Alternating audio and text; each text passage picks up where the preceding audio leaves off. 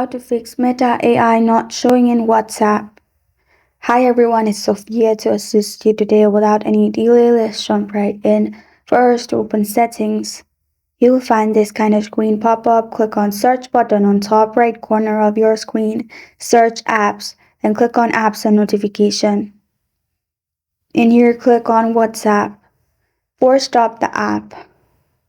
After you're done with force stopping the app, simply click on Storage and Cache, which is below Permission and above Mobile Data and Wi-Fi.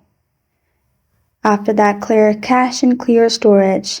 After you do that, simply restart your device. After restarting your device, simply open WhatsApp, login to your account, and your problem will be fixed. This is how to fix Meta AI not showing in WhatsApp.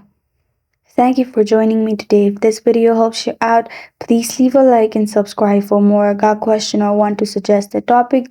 Comment below. I am Sophia signing off until next time.